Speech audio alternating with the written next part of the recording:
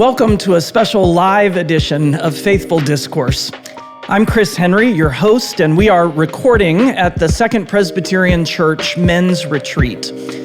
I'm joined this evening by a friend, Chris Jensen, the 29th mayor of the city of Noblesville. Chris Jensen is the mayor of one of the fastest growing cities in the state of Indiana, and 2025 was a big year. The $93 million arena at Innovation Mile opened. The Noblesville Boom are playing their first season there. USA Gymnastics chose Noblesville, beating Frisco and Colorado Springs for its new national headquarters. Caterpillar announced a new high-tech facility. The Pleasant Street project, decades in the making, is finally done. Noblesville was named the 12th safest suburb in America, and U.S. News & World Report included it on its list of the best places to live in the United States. 2025 was also a year when Indiana politics got complicated. The redistricting fight split the Republican Party. Senators received threats in their homes. Historian Jim Madison wrote a piece drawing parallels to Indiana in 1925. This is a conversation about what it means to lead. At City Hall, at home, in public life, in faith, at a moment when those categories are colliding in new ways. And we're going to have some fun along the way. Chris Jensen, welcome to Faithful Discourse. Thank you, Chris Henry. That was like a in-person obituary. That sounded great. Thank you. Feel pretty good about myself right now. I left a lot out that I'd love to include if that opportunity ever presented itself. All right, let's start with the important stuff. Just after Christmas, I took my family to a Noblesville Boom game. We had an absolute blast. It is affordable. It's close to the action. My boys loved every moment. So tell me, how does a city of 75,000 land an NBA G League team? Yeah, well, first of all, thanks to all the folks in the audience today. Truly an honor to be with you guys here today. I can tell you I was excited to come speak. 2 weeks ago, I went to my first ever men's retreat at my home church. Okay. Any first timers here? Yeah. Okay, good. Yeah. I don't know about you. I felt like I was a little nervous going to it. I envisioned the situation where people just laid their hands on me the second I walked in. I hope you didn't have that feeling. It didn't happen to me, and I don't think it's happened yet. So I left there incredibly renewed. Yes. The topic was on isolationism as men. We can touch on that later if you want. But anyway, so welcome, and thanks for letting me dive in on your conversation. So your question about the Noblesville Boom, I will tell you, negotiating with the NBA was not on my mayoral bingo card. Several years ago during COVID, just for context, the Boom used to be the Fort Wayne Mad Ants, if you follow the NBA. 26 NBA teams have G League affiliates that are associated with them. 54% of current NBA players played through the G League. So if you think about Pascal Siakam, for example, was a G League player. So during COVID, just like the rest of the world, the NBA kind of shut down. Everyone had to play within a bubble. The G League teams were all in Indianapolis. The players were in Indianapolis. And the Pacers leadership really saw a benefit to that. They liked having their players, their coaches. Most of the players are on two-way contracts, so they can be called up. You can play for the Noblesville Boom on Tuesday. You can play for the Indiana Pacers on Thursday. They saw the benefit. And the tough part was when they were in Fort Wayne, that was an away game for them every single time. Their doctors, their training staff, their players all had to be bussed up there. So they saw a benefit of having that nucleus close to the mothership, if you will, Pacers Sports and Entertainment. So right after COVID, I got a call from an individual named Rick Fuson, longtime CEO of the Indiana Pacers up until about 18 months ago. He wanted to come up and chat with me about the Pacers. And honestly, I've known Rick a little bit. Danny Lopez works for the Pacers. He's a state representative now. Great guy. He came up too. Honestly, I thought they were coming up to pitch me on getting Noblesville kind of re-engaged with Indianapolis. The downtown core has some work to do to get back up to pre-COVID momentum, if you will. So they came up and they sat down, and quickly the conversation shifted to this G League conversation. And they mentioned they were interested in relocating the team. They had surveyed kind of the landscape in and around Indianapolis, and they felt like Noblesville could be a logical place for them to land. And I'll be honest, I deal with a lot of stuff as mayor. I can go from dealing with parks to poop to road construction across the way. Sewer is what I'm trying to say about that. I always tell the little kids I deal with the parks, poop, police, fire, all of it. They'd always laugh about that. But basketball was a new one for me. And so I was on a swivel the entire time. And so finally at the end of I laughed at the end of the meeting, I looked at Rick and said, what would a partnership between the Indiana Pacers and the city of Noblesville look like? And if anyone knows Rick Fuson, he looked at me and goes, Mayor, it really wouldn't be a partnership. If you built an arena, we might bring the team. And I'm like, listen, I'm not Bob Irsay circa 1983 firing up the Mayflower here. This is Noblesville. But after about a month of conversation, we really realized what that could do for our community, what that could do for Central Indiana, what that could do for the team. And so we launched a big discussion with the community, and ultimately that ended up in a brand new $93 million Arena Innovation Mile, a brand new NBA franchise team here in Noblesville in Central Indiana that I think has provided over the past 2 or 3 months incredible entertainment for families, for young kids. This is NBA level basketball. In fact, I would contend it's similar to college because these young men are hustling every day because they want to play for the NBA. Right. They're being watched every single day. They want to play for the NBA. And so it's been amazing. The arena seats about 3,500, so it's pretty intimate. Yeah. You can't lose a kid in it, which is great. You can kind of see all the way around it. You're down close. And it's been a transformational opportunity for my hometown. Yeah. I wasn't as familiar with G League rules, and we got introduced to two in a particular way. One is on what would typically be a 2-shot foul. You get 1 for 2. You get 1 free throw for 2 points. Correct. Speeds the game up. Yep. The second is the game ended regulation 142 to 142, and then they play first to 7 for overtime. Yes. So rather than have a clock, they play whoever scores 7 points. It was an exciting game. It was a lot of fun. Yes. What's it like in the stands as a mayor? Do people let you watch? No.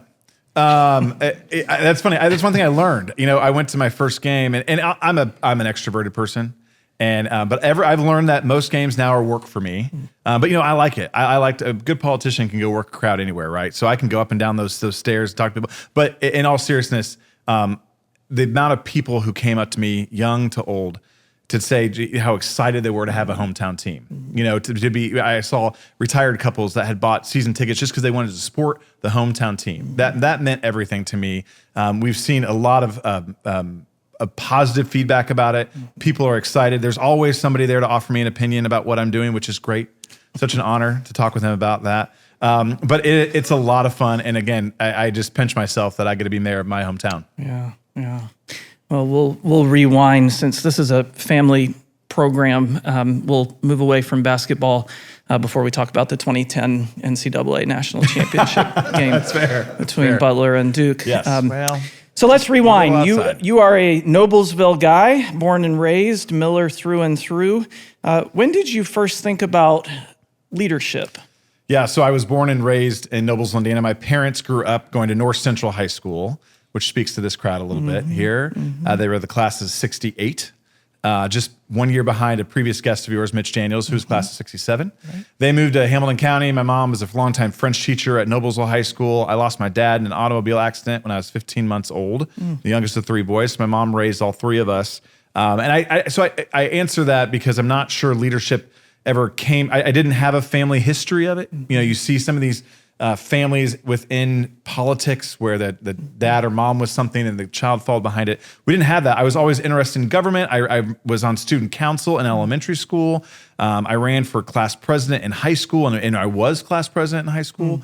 So I think that those formative years, I just saw my mom probably leading our family. And I was very in tune to the news. I enjoyed watching the news and saw leadership. So I think it was really early on that I kind of saw how much I liked. I would say you can either be a part of the crazy or you can lead the crazy.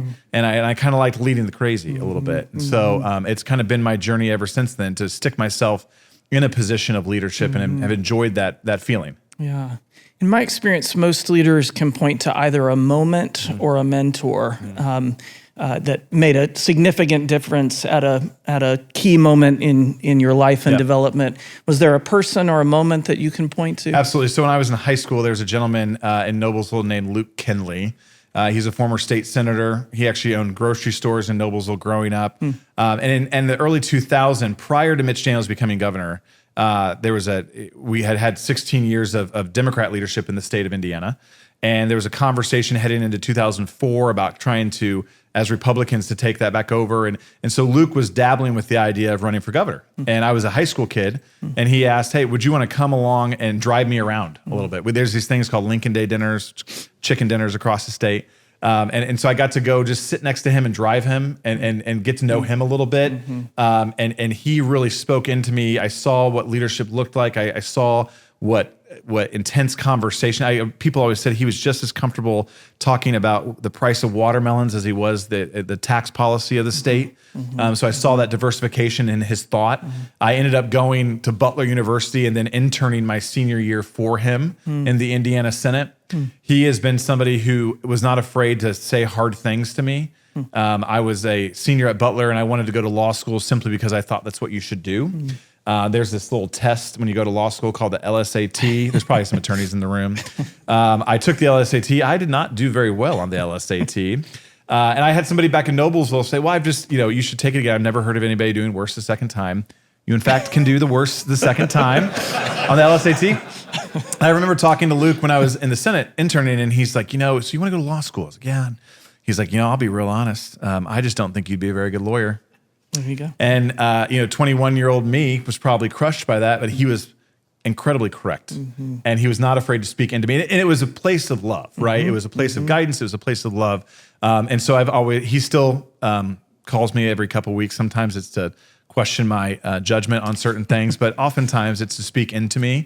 The other day we were discussing the price of sandwiches at the arena. He was concerned about those. I'm like, well, I'm glad you have an eye on it. Thank you so much. So anyways, I think that moment, that time for me, he let me have a front row seat to watch good leaders lead. Making that phone call to the mayor makes me think about a conversation I had with George Rapp once. And George was very concerned that in the summers following COVID, they were going to have a hard time opening the city's swimming pools because they didn't have enough lifeguards. And he said, so I've been worried about that, and I've been thinking about it, and I have an idea. I think we should get all of the Boy Scouts in the state of Indiana trained as lifeguards and then send all of the Boy Scouts out to open the pools in the cities around the state. And I said, well, George, I think that's a great idea. What are you going to do about it? He said, well, I'm going to call Governor Holcomb and tell him he needs to do it. Yeah. I am always perplexed in leadership where people will call. There's a lot of good ideas out there. And I'm always amazed by what tickles somebody's fancy, right? Well, what do they cling on to? Yeah. But I certainly welcome them. And actually, Luke Kinley is the one that taught me this phrase several years ago. He's like, if you get peppered with something, Chris, sometimes you just look at him and you just say, you know what? You may be right. That was his phrase, you may be right. So if I tell you that you may be right, it's because I think you're probably wrong. but you're going to leave thinking you might be right, but you might be wrong. My predecessor here, Louis Galloway, used to tell all of our Lake Fellows, whenever you get feedback, you need to say thank you. You can spell thank you any way you want to. That's a great way of putting it. It's the Southern bless your heart. I think you've named one of the real key pillars of mentoring, which is speaking the hard truth, being willing to be honest, trusting the relationship enough that this isn't going to burn any bridges to tell the truth. What are some other marks of a good mentor that you've either experienced being mentored or now in mentoring others? Yeah, I think that hard truth thing is something. It's a rare thing people can do these days, especially in this political climate.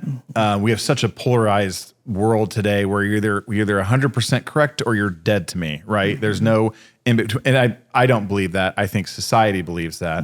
So I think those attributes of being able to speak truth, but then also leading by example. I think we've lost that art a little bit too, and I think about that a lot now as a father of four, and as somebody who's not the young guy on the block anymore. Used to be, but I'm not the youngest guy on the block anymore, and so trying to show others, my decision making and walking folks through that. Yeah. But then also, I think the true mark that I've seen people do for me is see opportunities that they once would probably be jealous of, and encourage me to step into it. And I think that's where you shift around and realize this opportunity is not for me anymore. This opportunity is for someone else. Who is that someone else? Can I be proud of that someone else and not be jealous or hold back feelings of jealousy, if you will. So I think those are things that I've really tried to see in others, and I've tried to model myself. That seems like a perfect segue to talk some about Governor Daniels. You worked in He was awesome on your podcast, by the way. Like, it might have been my favorite conversation. I was listening, driving back from Ohio to him, and like he just has this way of like, just when he has a good answer, he also has like a biblical verse to back it up. And I'm like, the man is just insane. He's so good. Yeah. Heart and mind. So you served in his administration, special assistant to the lieutenant governor, director of intergovernmental affairs. What did you learn in those roles about leadership? So I think one of the best things I got to do during that time was so Mitch Daniels' lieutenant governor was a lady named Becky Skillman, first female elected lieutenant governor in the state of Indiana. And I got to travel to all 92 counties with her. I got to go to Taiwan and Vietnam on an agricultural trade mission. I was always amazed. If you've seen Mitch Daniels, he isn't the tallest person you've ever met. And Becky Skillman's about his same height. So to see these two people who are not hugely grand in stature, but are incredibly grand in grace and wisdom and guidance, lead the entire state was amazing to me. And I saw Mitch and Becky both realized that no relationship was too small to engage with. They would be the first to stop in a diner in Shoals, Indiana, and go up and meet anyone and ask their story and listen to their story, and then speak into that or take that back with them. I would say if you ever get a chance to interview Eric Holcomb, he could speak to this because I always laugh. You don't know where you're going in life. My first job was carrying Becky Skillman's purse. And I'm proud of that. But there was a guy that carried Mitch Daniels' briefcase, and his name was Eric Holcomb. And it's amazing where life takes you. But he will tell you, Mitch would, if you remember the 2004 campaign, he stayed in people's homes overnight as he traveled the state, which I would never do, for the record. I'm glad he did it. I have some questions. But anyway, he said, Eric would say he'd get up in the morning and there would be an email from Mitch of like all these things that at the kitchen table last night, I heard this, and this. But that was, he wanted to follow up on those things. He wanted to really dive deeper. He wanted to listen to Hoosiers. He wanted to see what made them tick. He was so good. He could put on a suit and negotiate a deal with the head of Toyota in Japan and come back and put on blue jeans, get in an RV and go to a fish fry in Corden without missing a beat. He just understood and listened, and Becky was the same way. Just compassionate. Becky Skillman had a way of you'd be in a meeting with her and she'd be talking to you, and about an hour later you'd sit there and be like, man, she was telling me to fly a kite. But you didn't know it in the moment. She was patting your little hand, she was patting her hand. Yeah. And then later, like, man, she was telling me to get out of the room, And I just think that's a unique art to watch people really be able to relate and sympathize and empathize with people. So you became mayor of your hometown. I'm going to talk a little bit about the moment you became mayor and the challenges you were immediately faced with. But I want to give you a chance just to reflect a little bit on that piece, becoming the mayor of the town that had been your home for your entire life. Yeah. What did that mean to you? It's funny. I was elected, and I had worked in politics for a long time.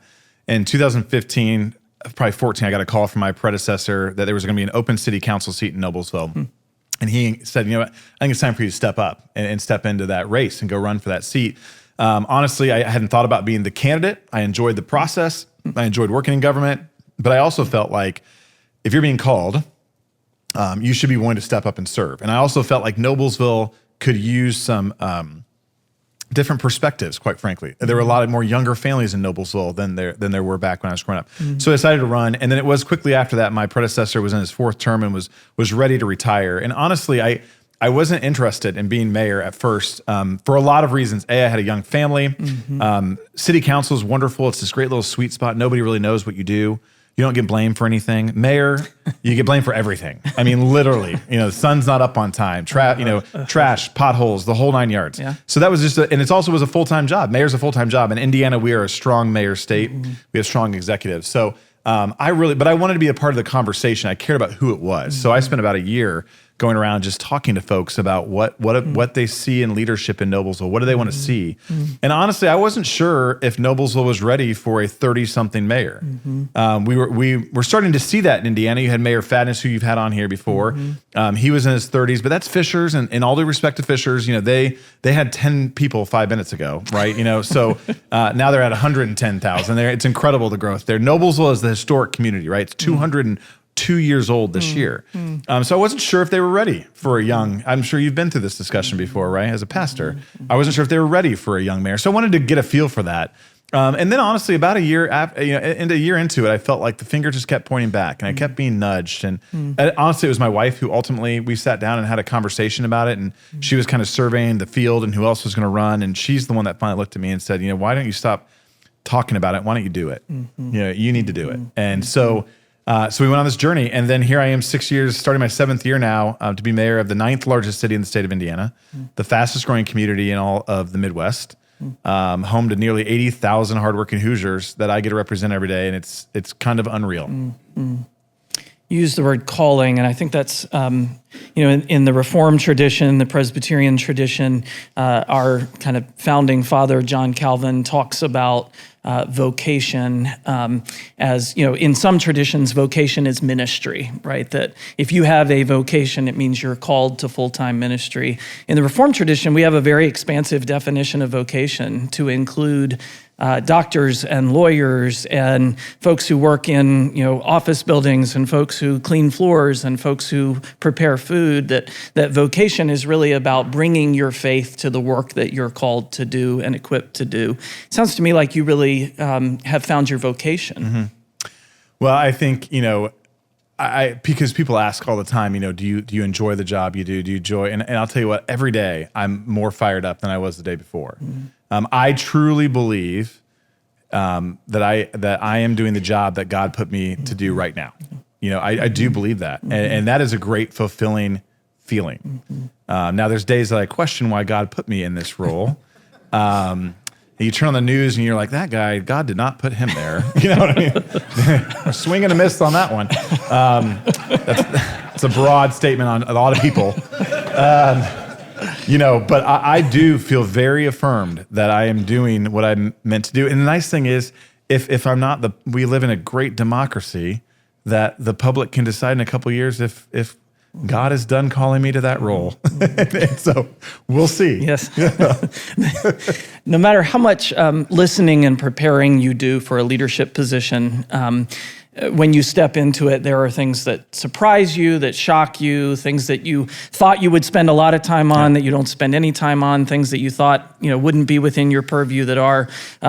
What are some of the biggest surprises? And I imagine one would certainly be the pandemic that hit so early in your term. I would say that was huge. We came into office with a head of steam and a grand plan, like any naive millennial would have for their community. And bam, 2 months in, the pandemic hits and the world shuts down. I'll tell you what, the pandemic though was such the great equalizer amongst mayors. I remember early on, it was early April of 2020, I got a phone call and my phone said Jim Brainerd. If anybody knows who Jim Brainerd is, one of the longest serving mayors in the state of Indiana. I was amazed that Jim Brainerd even had my number, nor did I couldn't believe Jim Brainerd knew who I was. Still not sure he does, but he had my number. So he called me and he wanted my advice on something. I was like, this ought to be good.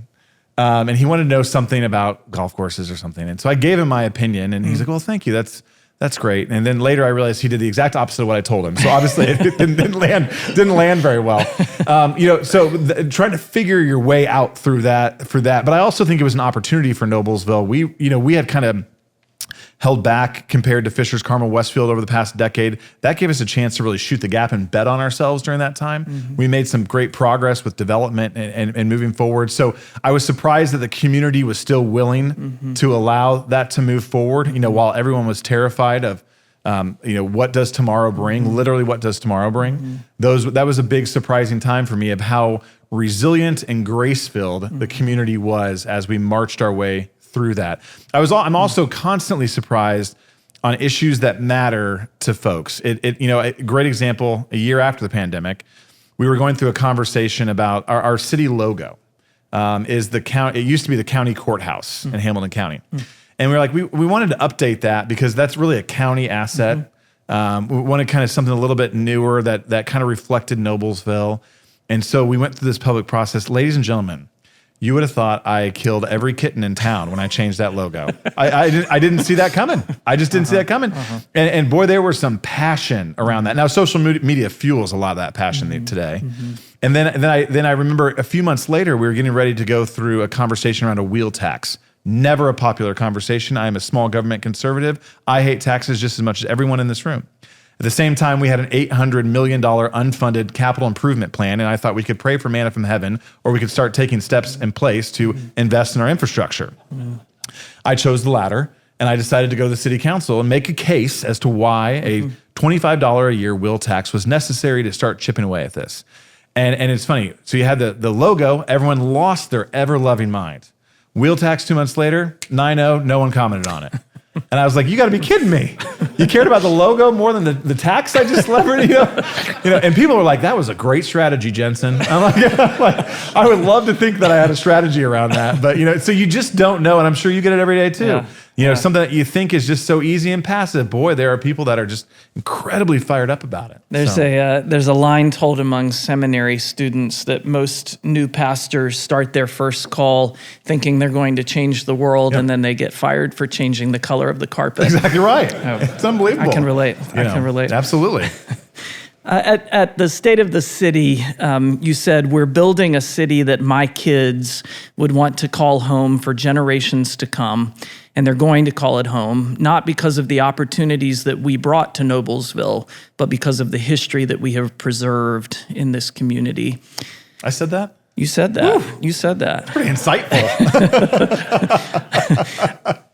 How do you balance, and you've just been talking about this, growth and preservation? Yeah. I think that's for every leader, there's a tension there. Well, and you see it here as the leader of a church, right? I mean, you sit in this very historic building in a very historic community, and you're teaching from a very historic document while also adapting to different challenges. So I think in Noblesville, the same way, we have a history, we have a city that's 202 years old.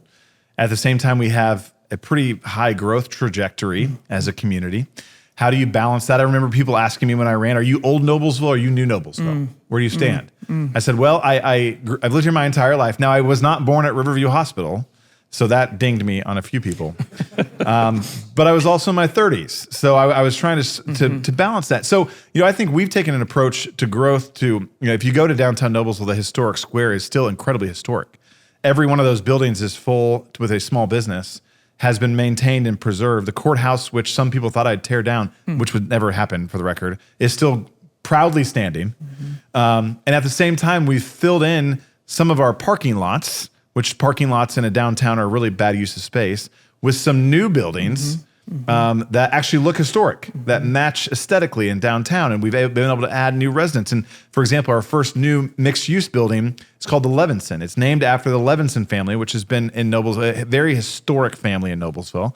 When we built that new building on a parking lot, when we excavated the parking lot, underneath it were the original bricks from the Wild Opera House in downtown Noblesville. So the developer actually used that. And so if you go in the lobby of the Levinson, all those bricks are actually from underneath the ground where it sits, the original bricks of the Opera House. Now, to me, that is a better use of those historical bricks versus just driving your car on them every day. They were buried underneath the parking lot. You had no idea.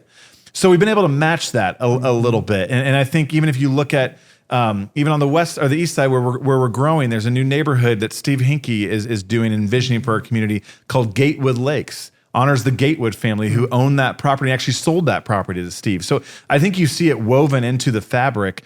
I still think Noblesville, while being the 9th largest city, is still a very, very hometown feel. I always laugh. I'm like, don't go talk about me at the beauty parlor because you're probably talking to my second cousin. I will hear what you say.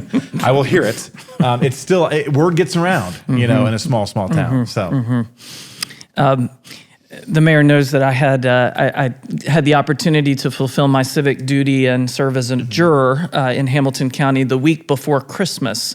Tough timing for a pastor, and so it was one of those mornings where it was like, -8 degrees outside, and you have to park kind of a block away and walk to the courthouse. And so I texted Mayor Jensen and I said, I'm in your beautiful city this December morning for jury duty, and I've got a suggestion for you: heated sidewalks. I said you've left Carmel, Chris. All right. Wrong community. You did say that. Wrong community. You did say that, but first, and I want to say in terms of the responsiveness of this public servant, your text and response, I think, came less than 60 seconds after the one I sent. And the first response was, "Oh, did we forget to turn those on this morning?" My bad. You know, it seems like almost an antiquated term, but I have the sense that it means something to you. The term is public servant. Yeah. How do you see your leadership as service? You know, it's funny. People always say, "Oh, you're such a politician," and I was like, "Well, I'm a public servant." I try to rephrase that because for some reason, politician has this negative tone to it. My job, you don't know why. My job every day is to serve the public, and sometimes the public reminds me of that, and that's okay. We are there every day, and that's where I think we get lost in these conversations, especially on the local level. Mm-hmm. You know, every once in a while, people get so heated about what they, that they're watching on national TV. I'm like, just turn it off for a second, go touch grass for a few minutes, and then let's talk about what we do every day. My job every day is to keep you safe. And that's why we're the 12th safest suburb in America, Noblesville, Indiana, is to keep your roads open so commerce can continue. Keep your schools vibrant and healthy, even though I don't have jurisdiction over them. We certainly are working every day towards that economic driver to create an atmosphere where the private sector can come alongside us and grow and flourish so you and your family have jobs into the future. You said it earlier, my job is the most selfish job, in that I am doing this every day. So CJ, Vivian, Hank, and Amy Kate never want to leave Noblesville, Indiana. That's why I do my job every day. Mm-hmm. But my job is to serve the public. And if you think about the efforts we've taken to come alongside the at-risk population in our community through our efforts in mental health and our Noble Act program, to lift those up and give a hand up to those who need it, that is service every day, and that's what we're doing every day. And it looks different to everybody. We have 500 employees that work for us every day to make sure your toilets flush, your streets are clean, your trash is picked up, your kids are well educated, and you are safe. Just to name 5, and the list can go on and on. But it is service every day to the public. Yeah. You've anticipated my next move. I want to talk about your other job, the other one you do every day, the one that doesn't come with a title or an office. You've got 4 kids. Yeah. How do you stay present at home alongside the demands of public office? I think it's difficult. I think it's imagine something that you're challenged with every day too. It doesn't help that we have these mini computers by our side at all times, and that accessibility is really difficult. But my kids know every day that I am obsessed with them, that I love them, that I work hard every day to make their life better, that there's a roof over their head, there's food on the table. That, when you work for a organization that is 24/7, as you do and I do, there are times that I have to miss something every once in a while. I've had to do my own work to understand that that's okay, that my kids will not love me any less, and I will love them no less for that. But that time I'm with them is meaningful. I try to be there. I'm always on morning duty, trying to make sure every kid is up and fed and out the door, clothed properly. In our view, not theirs. Why must we wear shorts every day in the winter? I'm not sure, but we're working to that. Yeah. And so I know that time that I'm with them, I try to ask intentional questions, open-ended questions. Let them ask me questions. And then also I invite them, especially after the normal 9 to 5 hours, they're often with me. And they are, if there's a city council meeting, there may be a kid in the front row listening. And I think that's okay. They need to see how the world works. They need to see what dad does and interact with adults. They need to look adults in the eye and be a part of that too. So it takes effort, but it's also takes discipline on our part to realize that we are good dads. I am a good dad. I'm getting better every day. I lead our kids' all pro dad chapter at their elementary school. My time with them is intentional and on purpose, and they know they are very much loved.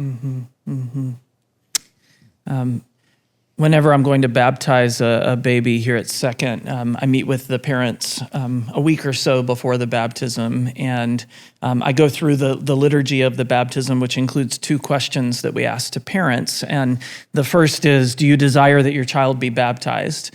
And I always say, please say yes to that question in the moment, or else it's a very awkward situation for all of us up there. But the second question is, do you promise to live the Christian faith and teach that faith to your child? And I say, both parts of that are important, but there's a reason why we first ask, do you promise to live the Christian faith? Because everything we understand about the passage of faith from generation to generation is that faith is more caught than it is taught. And so I tell the parents, I say, let your children catch you being Christian. Let them see you live the faith in ways that aren't you sitting them down and explaining to them why they need to live the faith. And it's particularly the correlation between what we call sticky faith that sticks through adulthood, the correlation between children who are raised in the faith, who stay with the faith later in life, has everything to do with a dad who lives the faith, who shows the faith. And so I always say, and to the dad, I put extra pressure on you because the statistics say it's more important that they see you being Christian. What do you want your kids to pick up in watching your leadership in Noblesville? What do you hope that they will see you doing, catch you doing, that then they might translate into their own walk of faith or life? I hope that my kids will see me being vulnerable as a leader and as a dad. I obviously wasn't raised with a father figure, so this is all uncharted waters for me at times. I think men are in the sense are, we're supposed to be macho leaders and not show emotions and those type of things. And that's just simply not true. I want them to see me be vulnerable, to love my wife and admit my wrongs at times. I think that's incredibly important, to realize that we are all human, to see my wife and I, even sometimes not agree on something. And then also, if something's wrong, apologize for that. I don't view that as weakness. I view that as incredible strength. Amen. And so I try to model that the most. And then I think, just that we go to church on Sundays and that we pray in the evenings and we talk about living every day to be more like Jesus. That's what we tell our kids all the time. We ask them, who do we see around you being more like Jesus? Always their teacher, by the way. Elementary kids, school kids love their teacher. Yes, they do. There's a lot of Jesuses in Haysdale Elementary School. And so I think, asking those questions about that, about their faith, and being vulnerable about your journey along the way too can be incredibly powerful. I would say, as an outside observer, that in public leadership, one of your superpowers is your vulnerability. I think some people call it an overshare. Well, we'll talk about that, your genuineness. So I want to talk about Mental Health Mondays. So you've been doing a Facebook Live session with therapist Kristen Boyce for several years now. I read that your first reaction when she proposed the idea was, quote, hell no. You said it, not me. What changed, and what has the journey of those Mental Health Mondays meant to you? So it was during COVID, and one of our city councilors' wife her name's Kristen Boyce. She owns a counseling service in Noblesville, and so she asked me, she's like, would you go on Facebook Live during the pandemic and do an hour-long session with me? And that was my response. I was like, no, absolutely not. And then I think I paused for a minute and thought, that's incredibly selfish. That is a me issue, not a community issue. And I thought, if I can be vulnerable, if a white heterosexual male Republican in Hamilton County, Indiana, can go on and say, you know what, I'm a little nervous about what's going on here, and I'm not quite sure how I feel about the pandemic. Haven't lived through one, certainly haven't mayored through one. If I can be vulnerable, I'm going to try to use that as a superpower. You said it. And to me, that took off. That was a weekly program for probably 6 months, and then weekly was aggressive. And so now it's a monthly program. But the amount of people, Chris, that I got who text me during that time, and they weren't our age. Honestly, it was the baby boomer population who was not brought up to have those conversations. They would text me and say, like, I don't tell anybody, but I watched your show today. I'm like, I'm not gonna tell anybody. But that helped them process. We talked about what it was like to be stuck at home with everybody in the house every day. We talked about what it was like to be a grandparent, trying to help grandparent your kids during COVID and help out. And we talked about all these stressors about it. And the amount of people, that to me is more valuable. I've had people come up and say, my son listened to you and decided to seek counseling. He was suicidal and decided to seek counseling. If I can save one life by sharing my stuff, which everyone has stuff.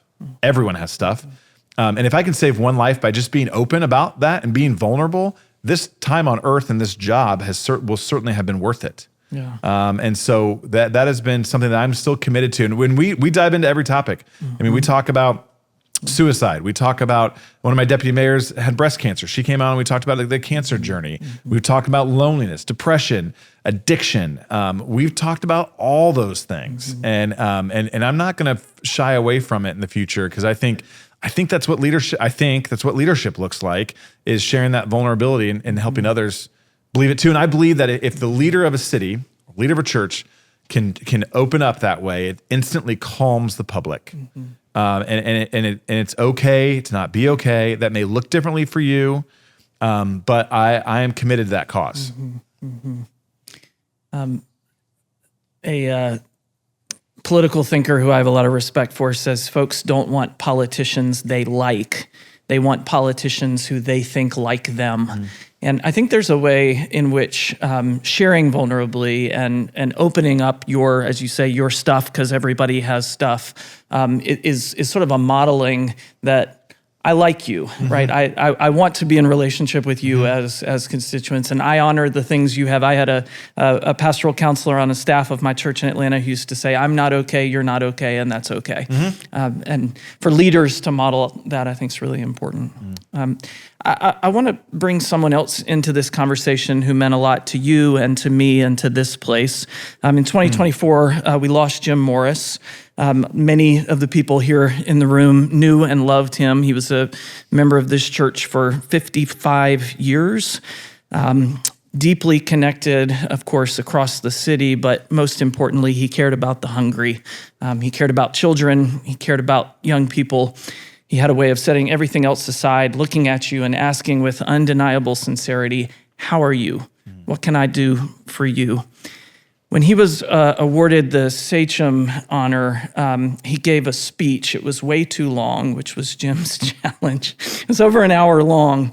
But about the 37-minute mark, there's a piece that I show to our Lakefellow residents every year, because what Jim says is, we like the recognition, but deep down, we all know we could have done more. We could have done it with more heart. We could have been more inclusive, and we could have been better. I know Jim was a mentor to you. Tell me about that relationship and how he helped you be better. I think about Jim Morris like probably every day right now. And I think in this day and age, in these politics of today, I just would wish Jim Morris was here to speak into some of us. One of the things Jim Morris did so well is really was devoted to producing and mentoring and loving and guiding young men in central Indiana with that encouragement to step up and do more and be better. And the way he convened people was just unreal. The questions he asked, the challenges he made you think about. He's just a rare breed, right? And I think Indianapolis and central Indiana could use more Jim Morrises right now. And I think there's a lot of folks trying to figure out how to somewhat recreate that. You're never going to recreate Jim Morris. But the way, the questions he'd ask, and he was incredibly insightful, especially even right before the Pacers conversation. I think he helped guide the Pacers towards Noblesville and having that conversations. His hand was in everything. You mentioned USA Gymnastics. Quick story, the United States is one of the few countries in the world that doesn't have a combined Olympic training center for its Olympic athletes who are gymnasts. And so Jim was committed to helping that organization. Their corporate headquarters is located in Indy. He was committed to helping them get through some really difficult times. And they sent out a nationwide RFP for cities to respond to build this Olympic training center and relocate the corporate headquarters. And we were one of the 18 finalists from across the country. And we were going to pitch USA Gymnastics in downtown Indy on a Monday morning. I believe Jim died on a Thursday night, Friday? Thursday, late night. And of course, we had to pitch on Monday. And Mel Raines, if anybody knows Mel Raines, she's the new CEO of Pacer Sports Entertainment, amazing human being, comes in that morning to step in for him. He was to be a part of that pitch. And I think everyone just cried for an hour trying to tell USA Gymnastics. And I'm like, later I walked away, I was like, Jim, that was genius. Like, you know what I mean? Like, because if they don't come to Indiana after Jim Moore, you know what I mean? Like, come on. But you know, and that passion, and he was woven into that story, and I believe that was you know, one of his last acts. If he doesn't, you know, that he will know. And I called Jackie when we were going to make the announcement, because I was like, you need to know that your husband had his fingerprints on this. That, you know, that yet again, you know, after he's passed on, he's still moving mountains here in Central Indiana to make the world a better place, to make it a more sustainable community for all. And that was Jim's way. And I just, again, he's a rare breed that I miss every day. Yeah. And you do too. I do. I want to share a quote that comes from him that I think bridges what you just said as well. He said, "Nothing good ever comes from demeaning or belittling or being unkind to someone else." I'm not sure there's a more countercultural statement that could be made right now than that one. How do you hold on to that in this political climate? Probably not well some days. You know, it's really difficult. Yeah. You know, I love a good argument. I welcome a chance to disagree with you. I welcome you to disagree with me. We have crossed a threshold now, though, where we now resort to pure unkindness at times. And I have to remind some folks every once in a while, I use the phrase, I'm like, I'm not calling your spouse ugly, I'm just disagreeing with you. Those are different things. You know, but yet we have a culture now that we revert to childhood in the way we treat one another at times. And I think no good comes of that. Now, again, I don't think Jim was trying to say you shouldn't point out a disagreement or a policy difference.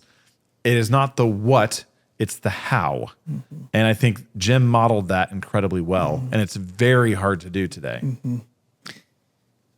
So I want to go somewhere now that I think the room can handle and that you've been willing to talk about publicly, but I want to come at it a slightly different way. In November, you wrote an op-ed in the Indianapolis Star about the redistricting debate. I don't actually want to talk about the redistricting debate, though. Good. I think the op-ed took courage. But I want to talk about a line in the piece that I've come back to. You wrote, "I have 4 children. I teach them every day that doing something wrong is never justified because someone else does it first."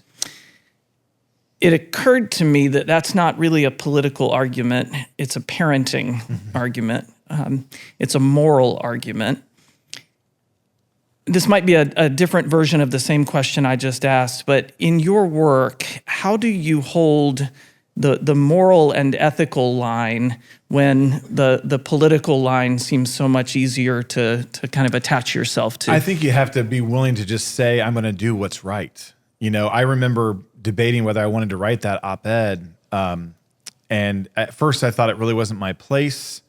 And what really tipped me, Chris, was when we got to that name-calling stage where we were just belittling people that I knew who were good Christian men and women were being called names and people were being swatted and just horrible things. And I finally said, I'm going to dive into this a little bit. And I think there is a freeing feeling when you're just willing to say what is right, to hell with the consequences. You know, and what's the worst that's going to happen to me by saying what I believe? I'm going to lose my job in a couple years. Okay. You know, my wife would probably be like, yeah. Just kidding. You know, if that's the worst that happens for you, and if you truly are a believer, then that was the plan all along, right? You know, you're fighting a battle he already won.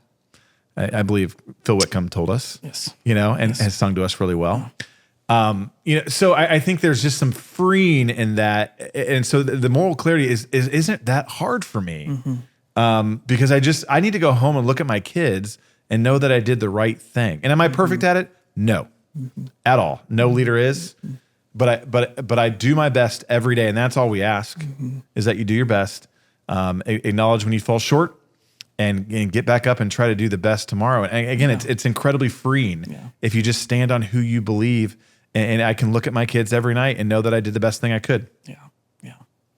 It does occur to me that at least part of what we're dealing with is the inversion of the old line, all politics is local, and now all politics is national. And the debates around national ideological issues have come into every community in ways that don't feel particularly helpful to me. When I first came to Indianapolis, David Johnson gave me a copy of the book, The New Localism, that features a Brookings Institute book that features a chapter on Indianapolis and on Unigov and on sort of sports as a uniting factor for the city of Indianapolis. And when David gave me the book, he said one of the points made here is that if we're going to look for national leadership, the place where that's happening, the place where good leadership is happening that might be preparing itself for bigger, more expansive, more important, larger positions is really at the city level. At the start of the op-ed, you said that as a mayor, you really don't have the luxury of engaging in DC-style politics because you've got a job to do. Do you think that local leadership, city leadership, is a laboratory in which we could learn some things that we could then apply to the state and national levels? I would like to think so. I think every day I have to get up and go to work. And by work, I mean, the second I get up, I am already in my job. And you know, that's what I get frustrated with these national leaders that like to go on Fox News and both sides are just as guilty and drop a talking point that doesn't even apply to reality back home. I go to church every Sunday. I go to every sporting event I can. I am always there. I don't have the luxury of just of saying it and then hiding and retreating. I also don't have the luxury of being one of 400 some in DC that I can share my notes with people. I have to lead every day. And so I think if you think about it, every day mayors, local officials are going in and understanding the needs and wants of a decent sized community. You're balancing a budget, $120 million budget. You're managing a 500-person company, if you will, doing the work also while managing the 77,000 opinions of people on Noblesville Chatter Uncensored on Facebook.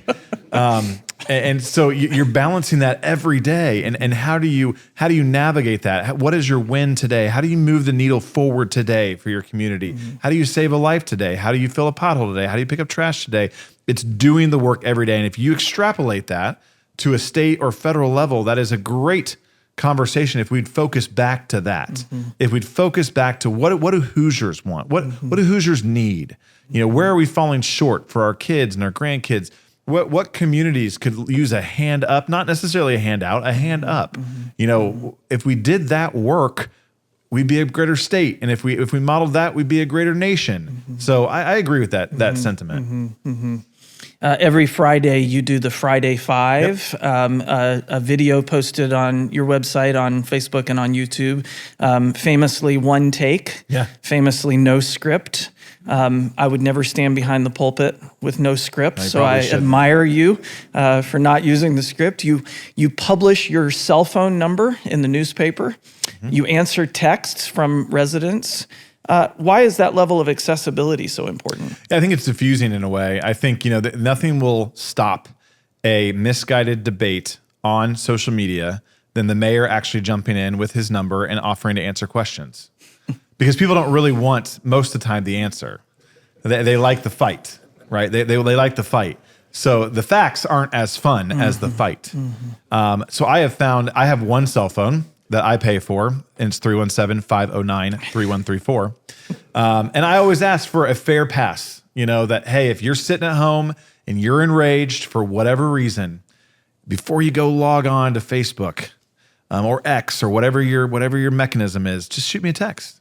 Give me a shot. Let me try to answer it. Let me try to answer it for you. I'm a millennial. I sleep with this by my bed, which is probably super unhealthy. But we were discussing, we get up in the middle of the night to go to the bathroom a lot more now as we're getting older. So I can answer a text message and keep things moving along. And it's diffusing. I think people realize I'm a human. You know, you may call me to yell at me and you might hear a kid screaming in the background and you realize, hey, you know what? I'm actually a parent. You know, I'm just trying to get by today as well.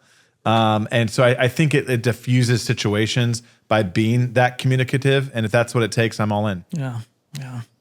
I often think, and the late night host who does the reading mean tweets, I can't remember which one it is, but I often think if someone had to stand in front of me and read the text of an email they sent me, or read the comment on Facebook that was made, in response to something, it'd be much harder to do. Yes. And so these disembodied pronouncements through screens may not be the best way towards civic discourse. When this is probably not, you won't appreciate this, I don't think, but if somebody says something about me, and the thing about it is I'm going to see you in public at some point in time. And then I'm going to walk up to you and we're going to have a discussion about what you said to me on Facebook. And you're going to get instantly read and you're going to be embarrassed by yourself. So why don't we just prevent that and not have that? There's a guy, Jerry Jones. He's not really Jerry Jones. I don't know who it is, but he tells me every week I need to go on a diet on Facebook. And he's not wrong, and I am. And I'm like, I appreciate Jerry, but I'm like, so if I see you someday, we're going to talk about nutrition. If you want to talk about it, it just is what it is. But you're exactly right. I had somebody one time pass me in the grocery store and made a snide comment and actually said it right in front of one of my kids. And so I whipped that cart right around, and boy, they were trying to get out of the grocery store as fast as they could. I was like, I'm coming for you. We're going to talk about this. Stop in the bread aisle. You know what I mean? I'm like, you think I'm not going to address you with it? Right. You know what I mean? Like, not much phases me, man. We're going to talk about it, And again, you're not wrong, but we're going to address that you just call me fat. Yeah. You know what I mean? I want to, there is no segue from that. I want to maybe close before I subject you to one of my famous lightning rounds. I want to close with this question because I think it ties together many of the threads that we've traced in this conversation. I really believe that optimism is a temperament, but that hope is a discipline. How do you remain hopeful? What role does your faith play in that? And what are your deep and abiding hopes? Well, first of all, I think my faith is everything to me, even in your darkest hour. Thinking about your faith and what that means, and again, going back to the leading by example, that guides me. But I think for me to be optimistic and hopeful, I just look around every day. Again, turn off the TV and look around your community. I see my kids playing. I see new businesses coming to my community. I see churches doing incredible hands and feet work in our community to feed the hungry and to house the poor, and people doing great work every day that don't get the attention or the headlines that we might read or see on TV every day. So that, to me, we have no choice but to be optimistic. And I'm probably overly optimistic, probably annoyingly optimistic. But I think, tomorrow will be better than today. Now, based on the weather, it may not. But, but what an opportunity this weekend for our street department to show you how to get streets plowed, and for our guys and gals to get some overtime pay. You know what I mean? So, I think that you can, that's a choice, Chris. You can sit here and think about the negative and everything. That seems pretty miserable to me. Or you can think of the opportunity that's in front of you. And I am hopeful for my community, my family, this state, that our best days are ahead of us if people like that are in this room today gather together, support one another, lift each other up, reach out to one another and say, hey, you've done a great job at X. Don't just think it, do it. Lift someone up who may need it. So I am incredibly hopeful for the future, and I refuse to not be. Amen. Amen. All right, let's lighten up. Quick answers. I learned actually in my lightning round with Mayor Fadness that you don't ask a mayor superlatives in their own city. So I won't say best restaurant in Noblesville, but I will say a favorite restaurant in Noblesville. I think that one of the best restaurants in central Indiana is a place called 9th Street Bistro in downtown Noblesville. 2 years ago, had one of the state's James Beard nominated chefs. Seats 39 people. Reservations are needed well in advance, but it will change your life. 9th Street Bistro. Yes, that's a bold statement. It will change your weekend. All right, Jesus will change your life. 9th Street Bistro will change your weekend. Favorite thing to do with your kids? Just watch them play sports. As my brothers will tell you, I wasn't even good at Nintendo games growing up, and so sports are not my strength. But I love them. I would love to watch them lead as competitors. I just relish that opportunity. I also think like a Friday night, just laying on the couch with your kids, that want to snuggle with you still. I'm sure those days are numbered, but there's nothing better. Yeah. Most underrated thing about your city? The music culture. I will say you don't realize that we are home to the number 1 ranked outdoor amphitheater in the world based on ticket sales, which is Ruoff or Deer Creek, as some of you may know it. We also, again, number 1 in the world based on ticket sales. We also have a front porch music festival every summer on Logan Street, where the entire street's closed down, and there's about 16 different bands on front porches on a historic brick road. So you go from completely big name acts at Ruoff to just locally grown talent on Logan Street. That culture is incredible. This may actually be a hard one for you. Something folks don't know about you or that might surprise them about I'll give you 2. One, I was a cheerleader for 2 years at Butler University, which was interesting. I'd never done the sports thing, and that was really a lot of fun. They made the Sweet 16 that year, my freshman year. It was great. I loved every minute of doing that. And then also after college, I grew up in Noblesville, went to Butler, worked for Mitch Daniels. So my scope of life was pretty small, like in a 20-mile radius. And I felt like I needed to do something crazy. So I actually sent a resume to Carnival Cruise Lines. And you know what? They called me. And I got hired, and I did a 6-month contract hosting shows, entertaining on a Carnival Cruise Line after college. And it was... honestly, I look back on that. It was almost like that never happened. I can't believe that happened. But it was one of the best. There were 1,000 employees on the ship. And out of the 1,000 employees, there were only 15 Americans. And I was one of the 15. So to go from, again, GOP, Indiana politics to one of 15 Americans, I think that was really good for me. One thing you're watching, reading, or listening to right now you'd recommend? I am currently listening to a Roosevelt biography, and Teddy Roosevelt biography. There's a 2-part series that I'm listening to. He is a fascinating human being. It's funny. I admit I'm not a reader. I try to get through a page, and I usually wake up in the morning. But I can listen to books. And so I have been listening to that. It's been neat to kind of deep dive into some of these leaders, and to get their perspective. I also love Mark Batterson. You and I have chatted about this. He's an author. He's a pastor actually out in D.C. I would encourage you to go visit his church if you ever get out to D.C. He's pretty inspirational to me too. Those are the things I'm listening to right now. As a fellow child of the 80s and parent of tweens, Stranger Things? Julie Jensen is all about Stranger Things. We have a little bit of a... my wife loves horror things, so her and the boys love to watch Stranger Things. That has not been my thing. I'm actually started over on Netflix. All seasons of The West Wing are currently loaded on Netflix. That's right. Yeah. So I'm working through season 1. I didn't realize there's like 22 episodes in 12 seasons, so I probably, by the time I'm 50, might be done with it. But I really enjoyed that. Jed Bartland, man, great president. My New Testament professor in seminary's name was David Bartlett. Yeah. And he said, I used to watch The West Wing with my eyes closed, and every time they said President Bartlett, I would say, yes. I'm here.